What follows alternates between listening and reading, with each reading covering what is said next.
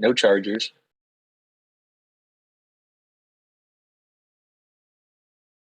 He brought Reno Priest, Mechathun Druid, Step no up from seeds. Oh, one seeds, no plagues.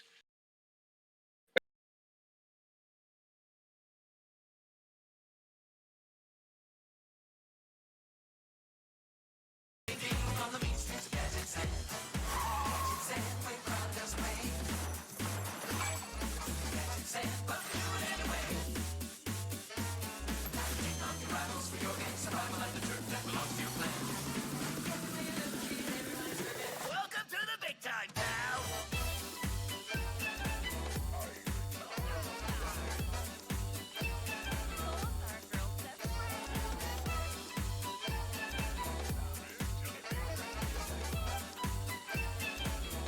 The victory is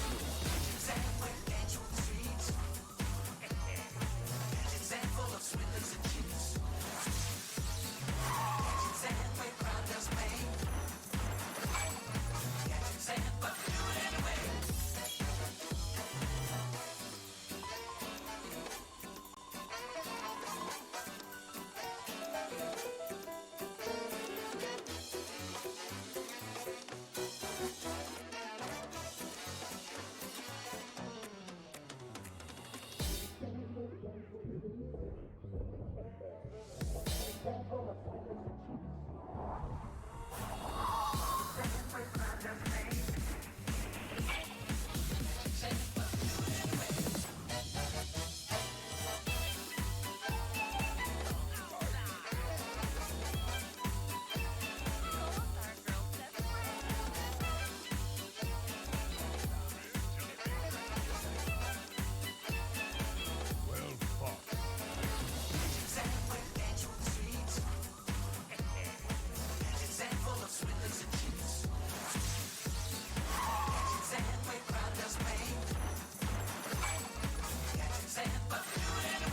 Welcome to the big time, pal!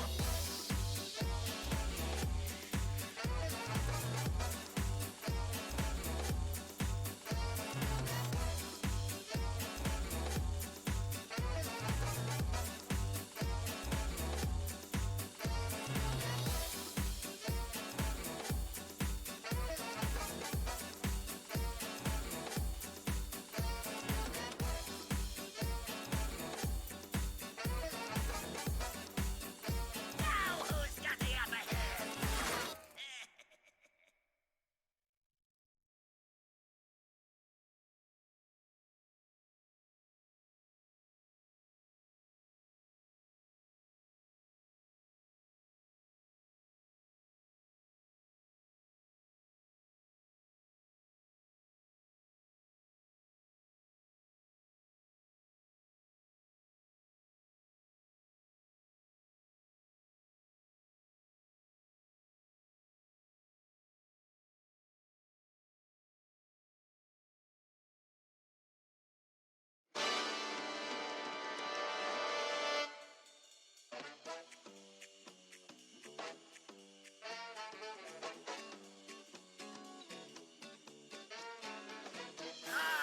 Gadgetzan, the city of Armatu.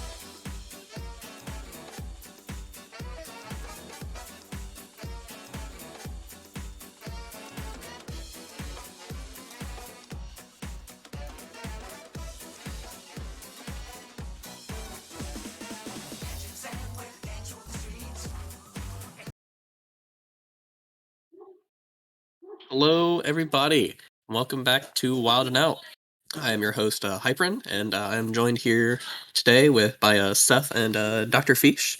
So, Seth, how you doing today? I'm doing good. It's been a while since I've been on the show, but I'm glad I could make it. How are Yeah. you doing? Glad to have you here. I'm doing well. Fish, how about you?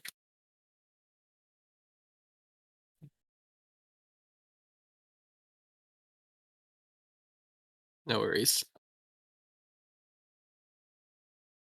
So yeah, I got quite a bit to cover today. The series is finally starting to pan out as we're Sure. getting into week 4.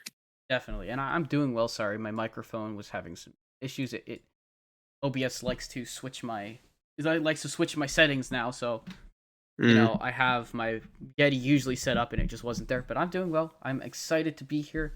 Like you said, we've got a lot of great stuff to talk about. Yeah, definitely glad to get into it. So, yeah, to start things off, Fish, you want to cover our lovely player of the week this week? I would love to. So for our player of the week this week, it's none other than my host, Hyper, and has won player of the week. This write up comes from, I don't know, some guy named Dr. Fish, whoever he is, needing a win to keep his team undefeated for the season. Captain and Zarello's most devoted disciple, Hyper, and took a 3-2 win over our week 1 player of the week, always just in time. The Clash of Titans between XD and Bread Likely. Hyper has continued to show his domination for the last couple of seasons in Wild. So keep it up.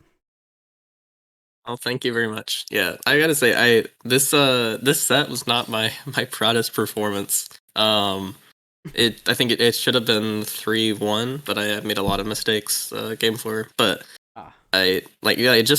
Justin played a lot better. I think I had a much better lineup in the.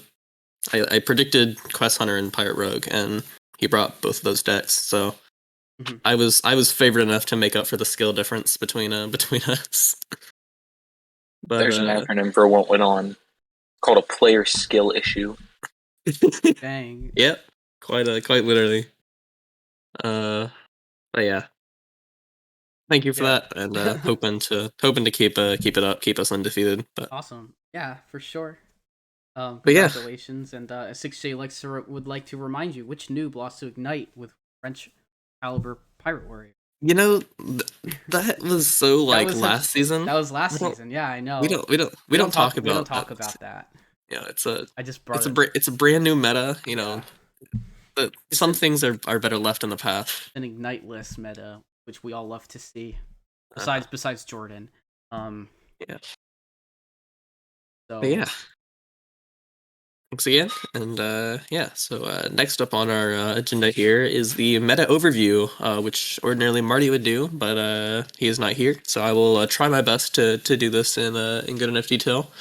So to start things off with Demon Hunter, very little Demon Hunter, pretty much just the two aggressive archetypes in aggro Demon Hunter and odd Demon Hunter, which we may see on the rise a little bit. I think some lists have been popping up, and people are trying to refine it to a higher level, but still very niche, rarely brought. Much different from its dominant performance in Standard. Next up is Druid with the opposite story. Lots of Druid, many different archetypes here. You can see we've got our mostly Cthulhu Druid, slow control. But then as you go down, there's a lot of more combo-oriented archetypes here as well. Here you can see Mechathune, Togwaggle, and Linecracker, all with a lot of bands here. 5 Tog, 5 band, 4 Linecracker, 4 band, 6 Mechathune, 4 band. Only 2 of those actually getting to play. So, very highly banned archetypes. Druid still, same defensive tools with Oaken and then branching paths and Guff and all that. You can slap whatever win con you really want into the deck. Moving on to Hunter, has seen a little bit of a decline. Still primarily Quest Hunter, with a little bit of niche and Beast and Hunter. But Quest Hunter still brought a little bit more sparingly, but still a good deck. And still relatively popular. Moving on to Mage, pretty much just 2 archetypes here, brought almost an equal frequency in Mech Mage and Quest Mage. Mage kind of suffering a lot towards the end of last expansion, but with the new expansion, we got a lot of new tools for these 2 archetypes. With Quest Mage getting some very powerful cards, especially Savara notably, and Mech Mage getting basically an entire new deck. So yeah, these two decks do both seem to be strong and performing well. Moving over to Paladin, it is mostly Mech Paladin with a couple other things, a little bit of Reno Paladin here, but Mech Paladin continues to look strong, very, very similar to Mech Mage in playstyle. Seems to be quite a strong deck. And yeah, the 2 mana draw 5, just insane card. Good deck, brought a pretty fair amount. We can actually see equal brings in Mech Paladin and Mech Mage. I think those two decks, because they play basically the same way, they have very similar matchup spreads, and decks with similar matchup spreads are usually good in the same lineup. So definitely a lot of those probably brought together. Moving over to Priest, mostly Inner Fire Priest. I think primarily the Drekthar version. Other than that, not a whole lot going on. See some experimentation. Aggro Priest, Giants Priest, Big Priest, and surprisingly a little bit of Reno Priest. Even though that deck's kind of fallen off a lot, but primarily is just Drekthar Inner Fire. And yeah, Rogue next. The most popular archetype is of the whole series is Pirate Rogue. Of course, the dominant force that it is. 44 brings, 9 bans, very strong deck. Even targeting it, it's still some of the matchups you'd think would be very favored. Are a lot closer than they would seem. So, very strong deck. Other rogue decks are a little more niche. You'll see a little bit of Pillager, but then other than that, not a whole lot of the same decks. Next up, Shaman. We've seen a pretty huge rise in Frog Shaman or Questline Shaman.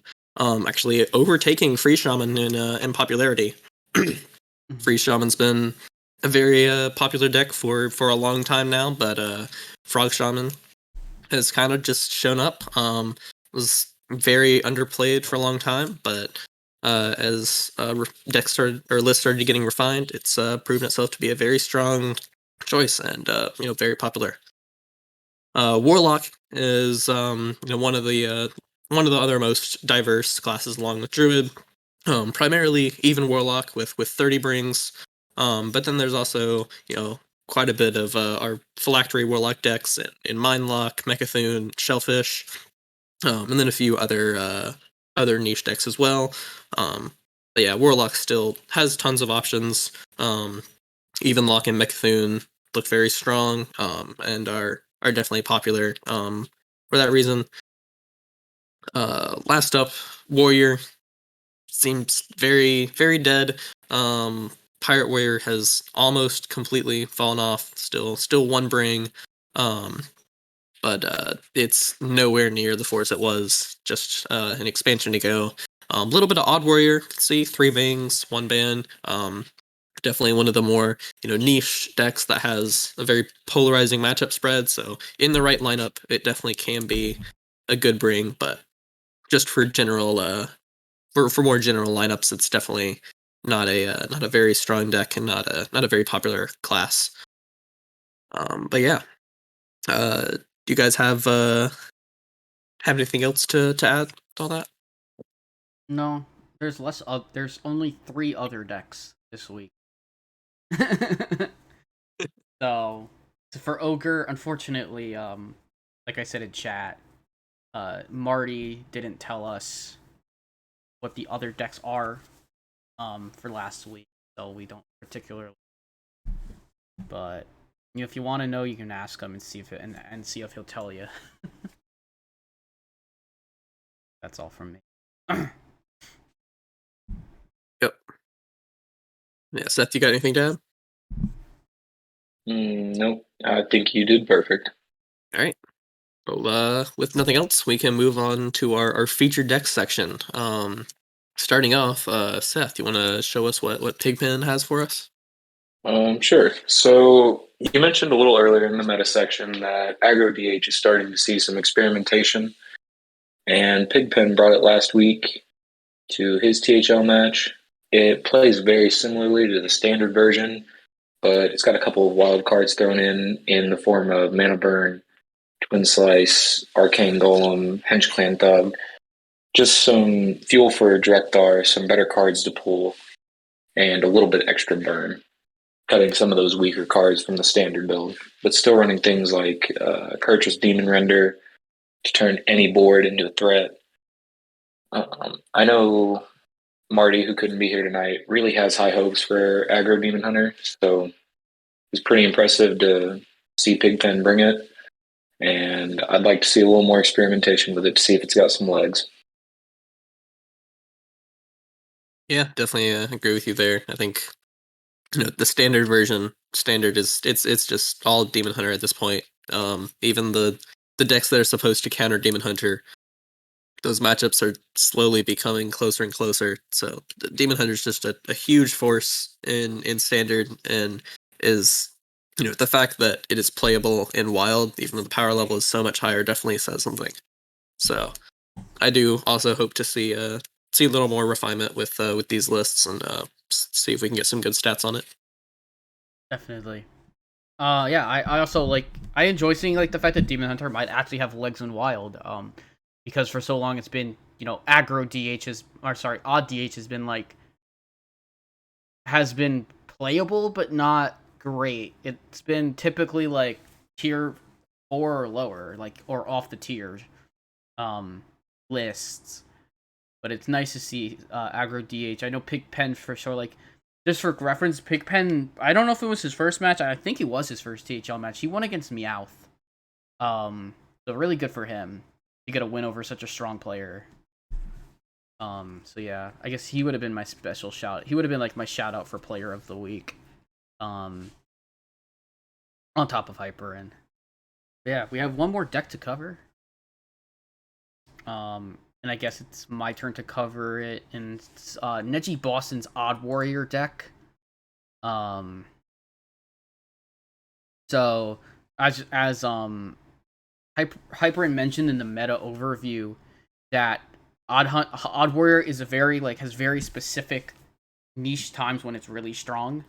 It's a specific lineups, and Neji happened to catch that lineup in this Odd Hunter deck that he was able to get a win. I think maybe the more notable thing that it has is Sky Raider seems a bit out of the ordinary for the deck, but it also, there is a double Risky Skipper, so it is a pirate that you can trigger Risky Skipper with. Generally, it's great to see Dr. Boom in a deck again. At least from my perspective, I always kind of like that card. But it's kind of your basic gain a lot of armor. And yeah, just gain a lot of armor. You have Mutinous, you have disruption tools like Mutinous, which is great. You have just a lot of value generation on top of armor, which can kind of stave off pretty much almost any, which can definitely do work against aggro decks. The hero power in itself is so strong. I don't believe we featured Odd Warrior last week, Molsar. We featured Mine Warlock and DN Druid.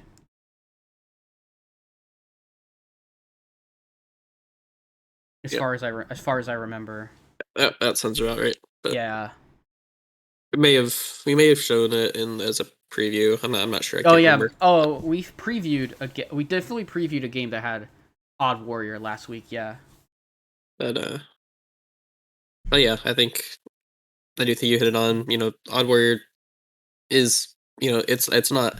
I don't want to say it's a bad deck. It's definitely capable of winning. It's just it has its very polarized matchup spread. And if you do hit those targets, it will win its games. So, Mm-hmm. But yeah, with that, could move on to our match recaps, starting over in the Green Conference, where we can see I'll just go down the conference with Zyrilla's Disciples and Sunken Shakers both at the top with 53 and 52 points respectively. Followed by a small gap where we see APM, F12 Iridian, both together, another small gap to Bash Bros and Copium Clan, both tied neck and neck, and then down to Worgen Greasers in last place with 33 points. No,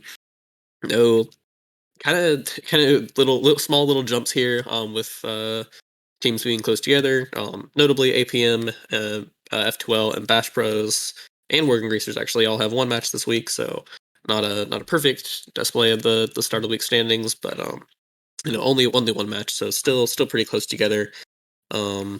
Just a 20-point spread from first to last. So again, this is still really early on.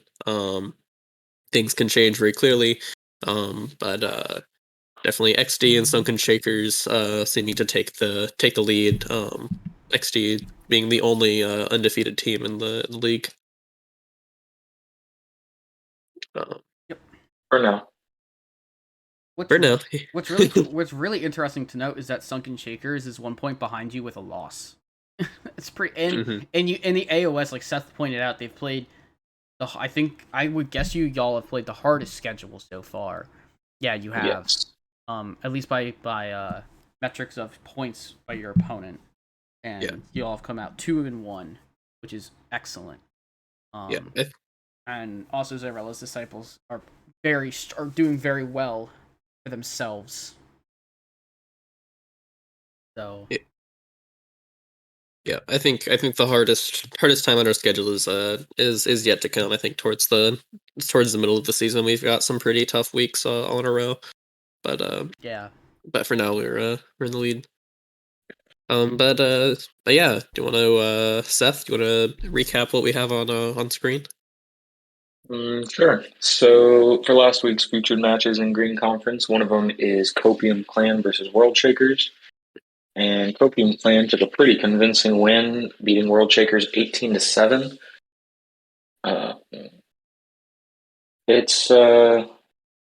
It looks like a blowout, but I always like to point out that it's probably not as big of a gap as it seems. These games can seem lopsided, but you take a couple 3-2s and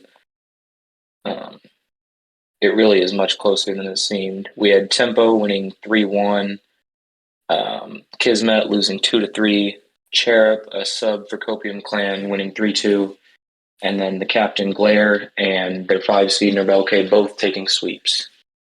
So World Shakers have gotten off to a rough start, but I'm sure they will find a way to rebound. There is plenty of season left to play. Yep, for sure. Yeah.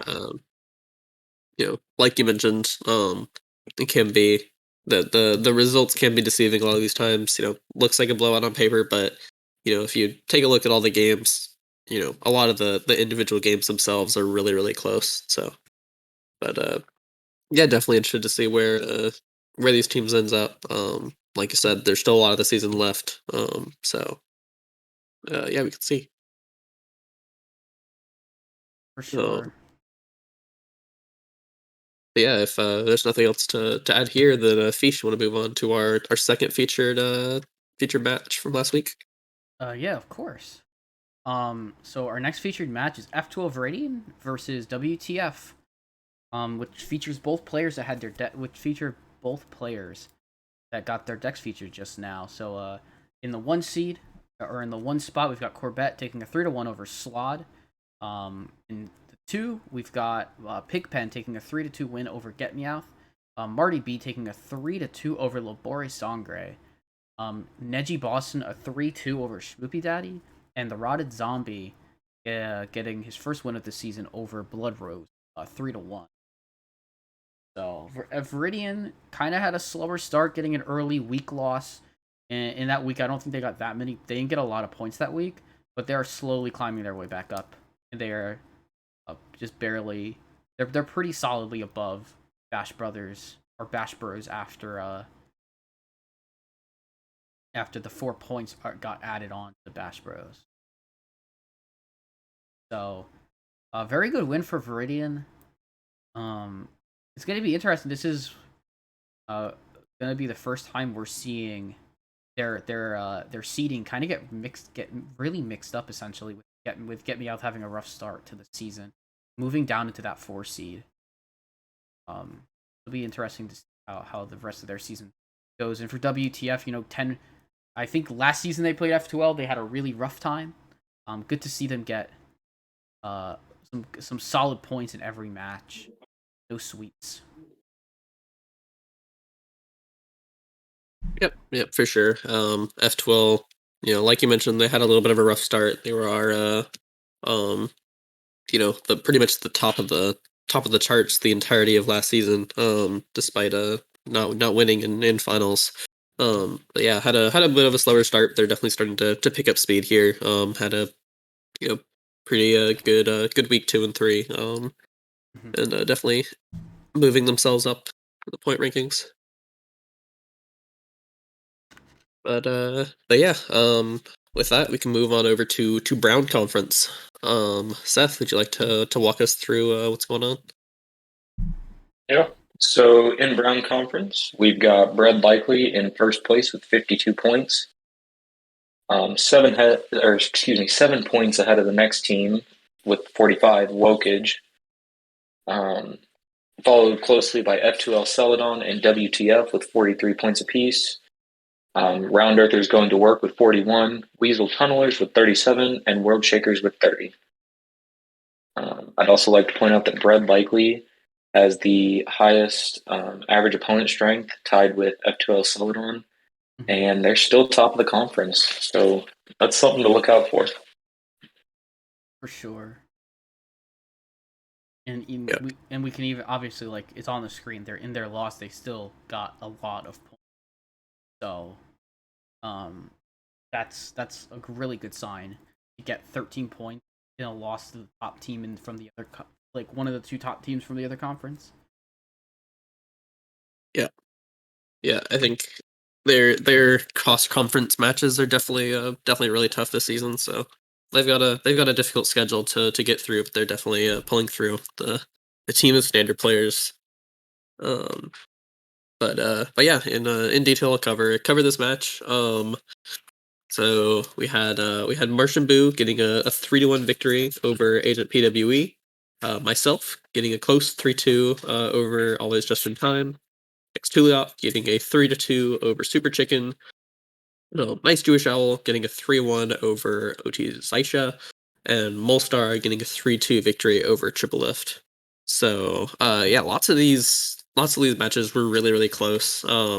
I was definitely very stressed over this week. I had to play last in the week, so that meant that we were tied 11-11. So whoever won won in that match would decide the week. But yeah, definitely strong teams, both of them. Bread Likely definitely been a force to look out for. All the standard players coming over to Wild. Bread Likely. But Yeah, for sure. All the players on the team besides Molstar are positive records, which is a great sign. Obviously, Molstar is such a good player. I'm sure he'll start winning. He'll start getting some wins at some point this season. It could even just start as early as this. He got his first one this week and just continue it on. Super close match. For 2 teams at this point. I mean, obviously you can't call playoffs like in the first 3 weeks, but I think that the point totals these teams have, it would be like a tragedy if they ended up not like making playoffs spot. But never know. Yeah, this was actually something a little funny. This was Super Chicken's first week actually getting to play. Yeah. Just he got two DQ wins in the first 2 weeks, but yeah, and that's unfortunate. Obviously, like, well, he probably wanted to play. Yeah, you do take it, but Yeah, for sure. Yeah. I'd rather have a DQ win than a DQ loss, but true. but either way, yeah. Yeah. I don't have anything else. Fish, you want to walk us through our next match in the Brown Conference? For sure. So next match, another super close match. Round Earthers Going to Work versus the Worgen Greasers. So starting up in the 1, Maxi Bond taking a 3-1 over Tom Carter. Then Lasagna getting a 3-2 win. over Just Concede. Hudak taking a sweep over Mr. Luke.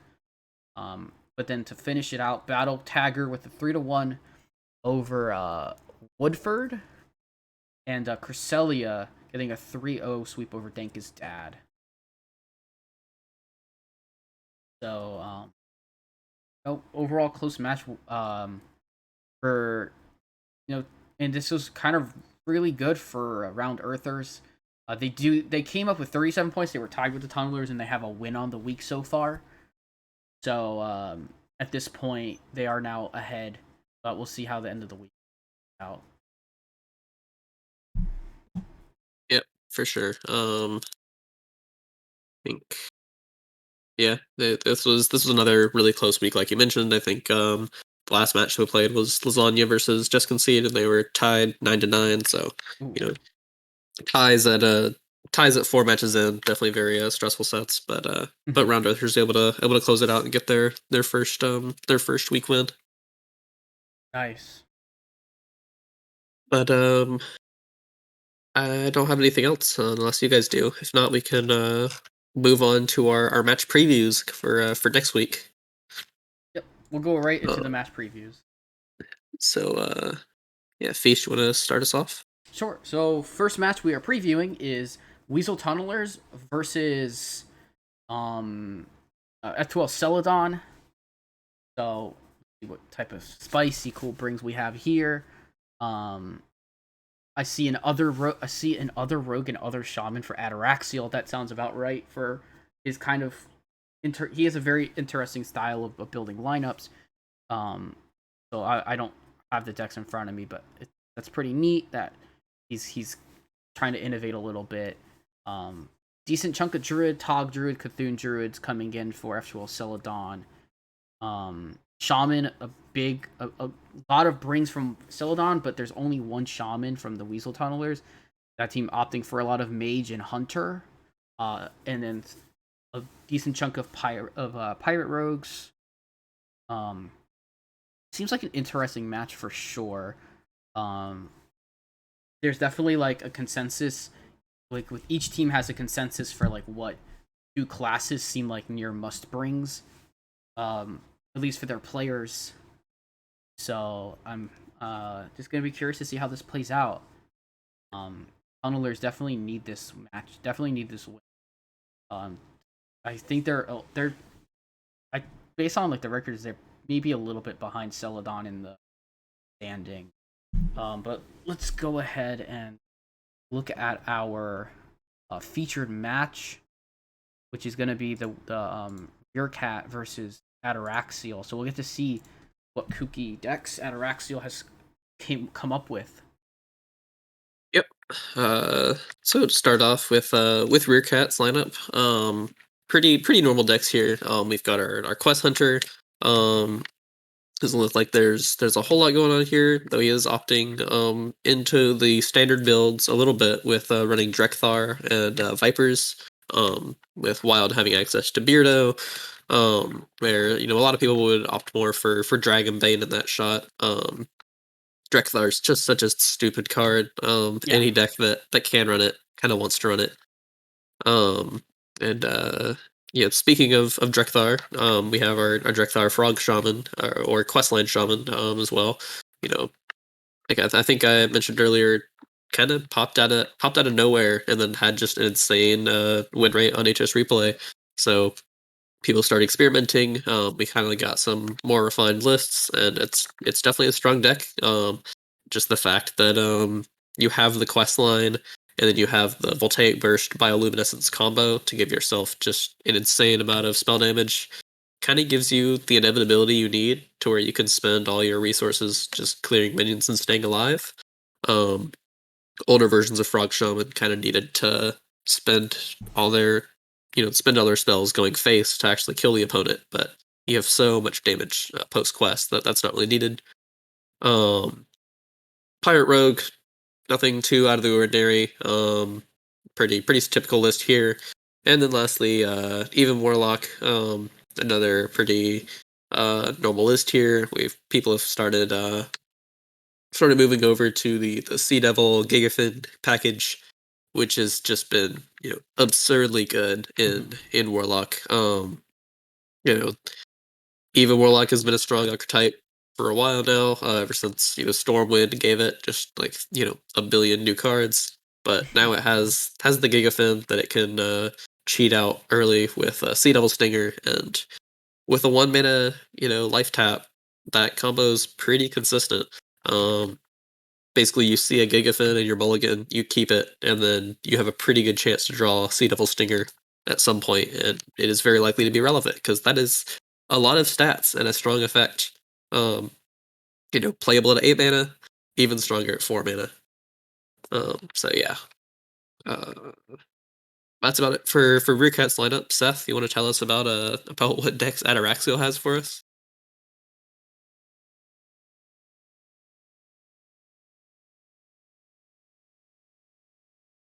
Oh, Seth is muted. I think he said he has to. Oh. Okay. I guess. Sorry, Okay, I was Seth is here. accidentally muted. Seth is I here, okay. forgot to unmute myself. Ataraxio brought a pretty interesting lineup, and you like to see some innovation.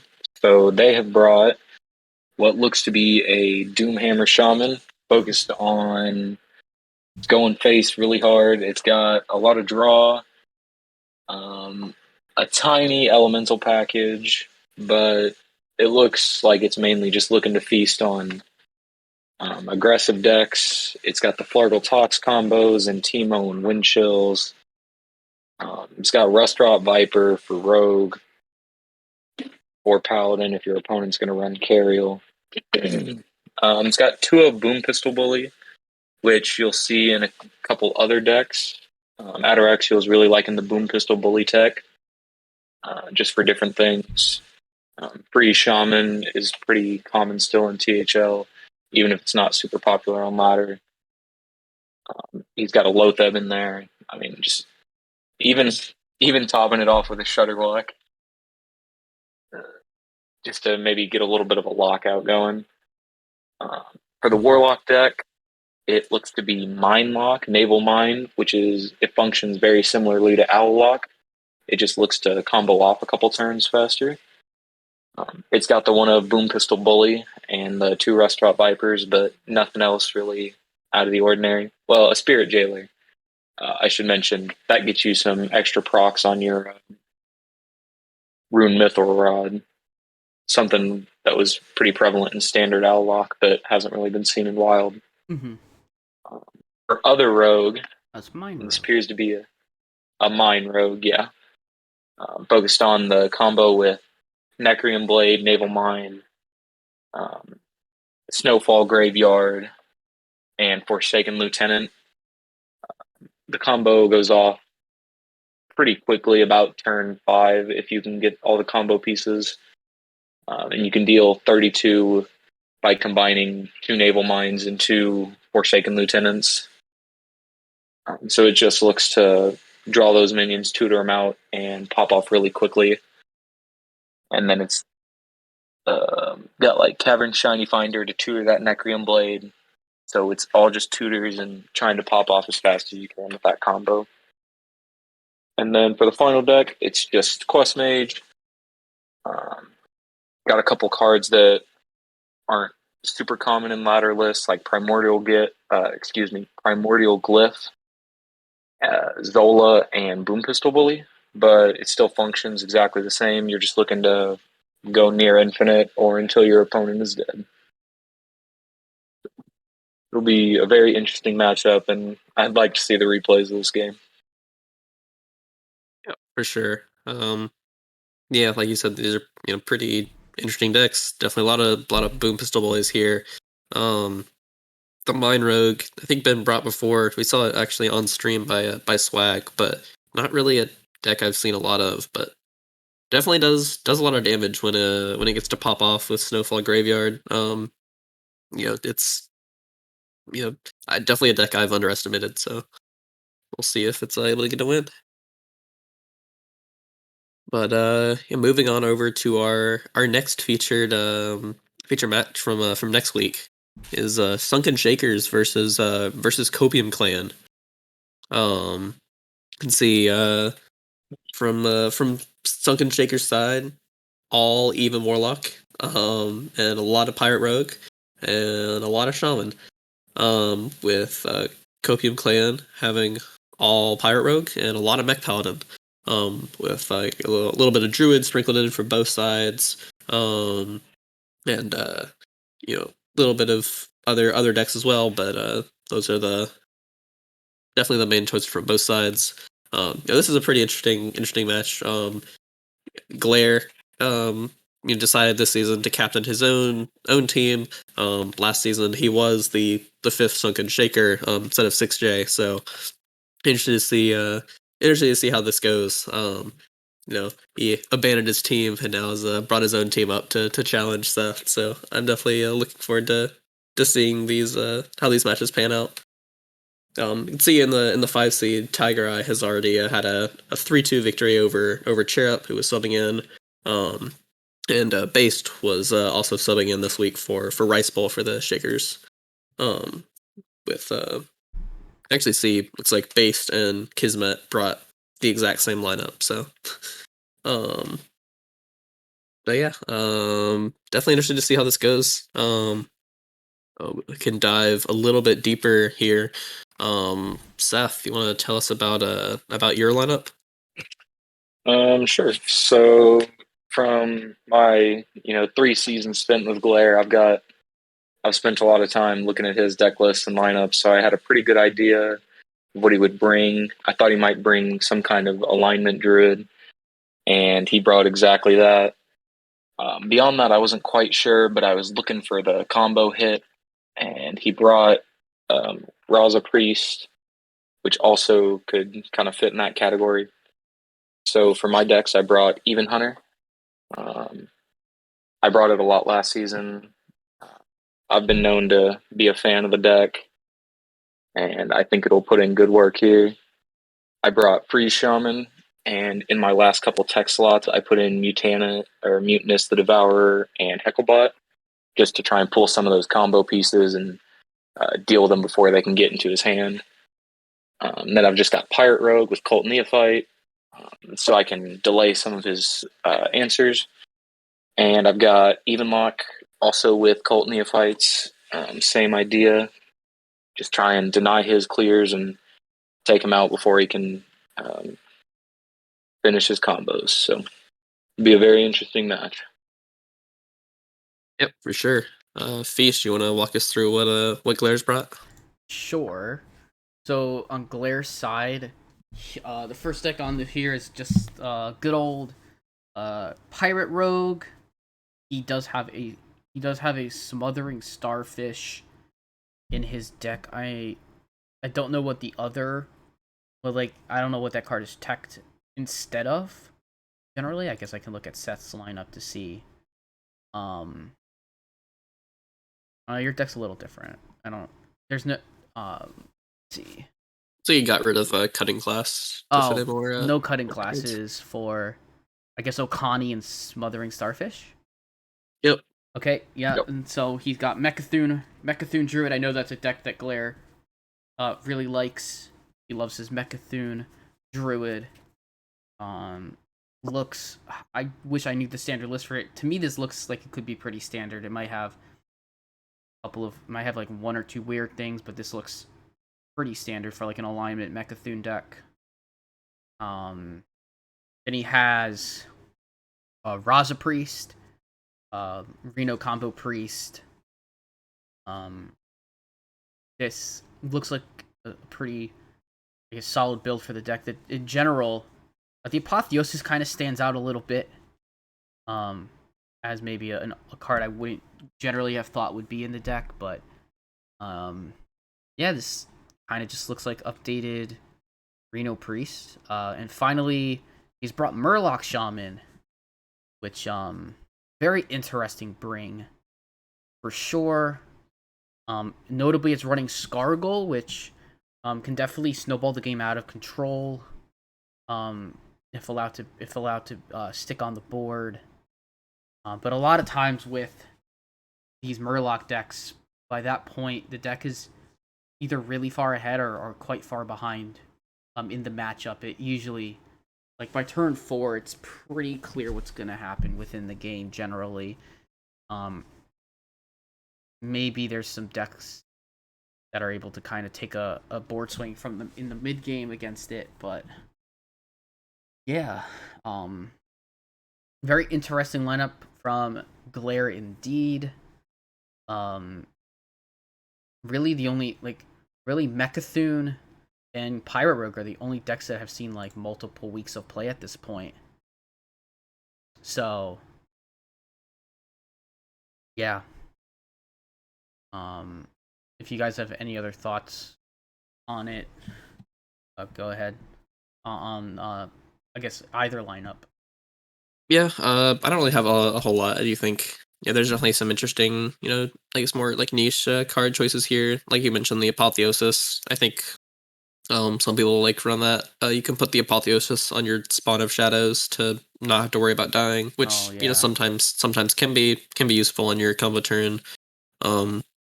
Murloc Shaman, interested to see he is running Lightning Blooms. Maybe trying to go for more like an early game pop off, try and just get on board a lot faster than it usually would, rather than kind of curving out. But yeah, definitely interested to see how this lines up. Like Seth said, he was kind of hedging towards the alignment druid, which Glare did bring, but not like a hard target. So I am interested to see if he can get through and how this will play out. But I don't have anything else. So unless you guys do, we can move to our question of the week as we wrap up. Right. So our question of the week for this season: who are your early favorites in each conference? As we finish up with week 3. Seth, go to you first. For me, of course, in Green Conference, I'll be nice and I won't say my own team. I'll have to say XD's Irel's Disciples, the brand new team. Well, not brand new, but a mishmash of old teams makes it a new team, I'd say. You guys have really come out swinging, and we might have to knock you down a few pegs. I really hate to see your name above ours in the standings. And for Brown Conference, I'd have to pick Bread Likely. I know the joke is that if the best wild players came to standard, they'd knock all the standard pro players out of a job. But that seems to be the case in the opposite direction too. They're coming over to wild and they're really putting on a show in Brown Conference. So I'll be excited to play them. These are all guys that I've never played in the wild series. I think this might be each of their first seasons in wild. So I know some of them might have played. Agent has played, and Owl has played. I'm not 100% sure if Justin's ever subbed. But yeah. Yep, definitely. At least since I've been in. But it'll be exciting to play them. And it's pretty exciting to see them do so well, especially just moving over to wild without a ton of experience from what I know from them. Yeah, definitely. Sure. What about you, Fish, for your favorites? So out of Green Conference, I think Green Conference is really going to be kind of a I feel bad because I know APM's doing really well right now, but I just feel like it's kind of a race between Viridian. It's going to be like Viridian Viridian's kind of playing catch up to Shakers and XD. APM is right there, and they are doing really well this season. So I don't want to count them out, obviously. Like I guess based on my initial rankings for the season, like those are like these are 3 of my 4 top teams in all of Wild, like from the beginning. They're all performing well. Viridian had 1 bad week and then two weeks where they have essentially gained their points back that they lost in week 1. Yeah, I mean, I would suspect that like maybe Bash Bros can make a run. and be competitive. They're a pretty new team in general. To see them do well would be great, but I think it's like kind of these top 4 teams in grade will be duking it out, and I think that like the 3 I mentioned are the teams that I would favor in that case. Out of Brown Conference, Bread Likely, Wokage, Celadon, all doing pretty well for themselves. The like, I think my early favorite, they're set. They have extra 7 points. Is Bread Likely, but I don't know. I think Wokage. I guess Bread Likely is the early favorites, but I like Wokage in the overall. Like, I think they'll be ahead at the end of the season. Yeah, I kind of agree. I think Shakers are probably I think the top dog of Green Conference, but I think it is really close. Shakers, XD, and Viridian, all very strong teams. Brown, I do agree. Bread Likely and Wokage kind of the top. Round Earthers Going to Work, I still think is a little bit stronger than their performance shows. They had a lot of really early DQs. That would do it. I do kind of expect to see them rise a little bit more in the standings. But we'll just have to see. I do think probably Shakers and Bread Likely top of each conference for most of the season. But there are a lot more playoff spots than just that, so there's definitely a lot to room, and the standings will be shaking up a lot as we move on. Definitely. But yeah, that's about it for me. Do you guys have anything else? I got nothing. Glad I could catch a show, and hopefully in the coming weeks, since I'm finishing up school, I'll be able to be on more episodes. Awesome, yeah, for sure. Next week, being week 5, I believe introduces PR into the mix, so we'll have our first player power rankings based on Marty's PAR next week. So look forward to that. So we'll have a bit of a longer show in general, but I think this went very well.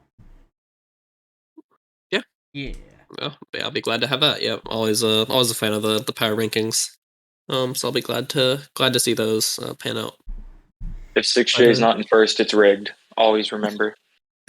Yeah, but at least in this case, he just has to play better because this has a very methodical system to it. Yeah, yeah. I think I am a big fan of Marty's system. Or just keep winning. I should say, not necessarily play better, but yeah, the play doesn't matter. Only the results matter. True. As I showed that very well. You would say that, Hyper, and you would say that. Yeah, yeah. I make up for bad play with better lineup building. But yeah, no matter how much we meme you for it, you are an excellent lineup builder. So yeah, we'll see. But yeah. Thank you all for coming in. Thank you guys for casting with me. Thank you, Fish, for opping. So be sure to tune in next week, and yeah, see y'all around. Yep, see you around. Not sure about match shows this week, but look for